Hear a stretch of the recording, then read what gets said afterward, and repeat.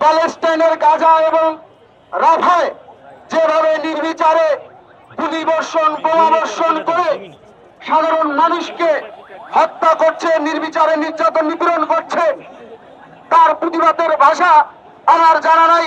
আমি শুধু এটুকুই বলবো, আজকে সারা বিশ্বের মানবতা কোথায় গিয়ে ঠেকিয়েছে। আমি জাতিসংঘ সহ সারা বিশ্বের যে আন্তর্জাতিক সংগঠনগুলো আছে সবাইকে ত্যাগভাবে আহ্বান করব, আপনারা নিশ্চুপ থেকে আর কত গাজাবাসী হামলা মামলা হত্যাযজ্ঞের শিকার হলে আপনারা কথা বলবেন? আপনারা আর কতদিন চুপ থাকবেন? বাংলাদেশ জাতীয়তাবাদী ছাত্রদল ইতিমধ্যে আপনারা জানেন গাজা এবং রাফার হত্যাযজ্ঞের শিকার পরিবারগুলোর প্রতি সংহতি জানিয়ে ইতিমধ্যেই আমাদের ঈদ পরবর্তী পুনর্মূল্যায়ন আমরা স্থগিত করেছি।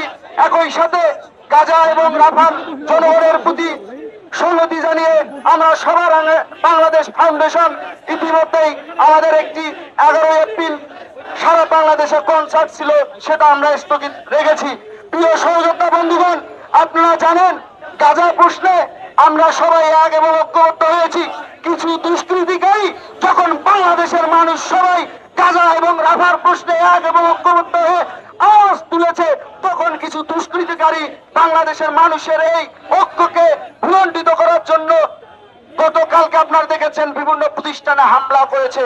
প্রিয় সহযোদ্ধা বন্ধুগণ, আপনারা অবশ্যই গাজার প্রশ্নে সবাই এক এবং ঐক্যবদ্ধ থাকবেন। আমরা সবাই মিলে আওয়াজ তুলব, from the river to the sea, Gaza will be free.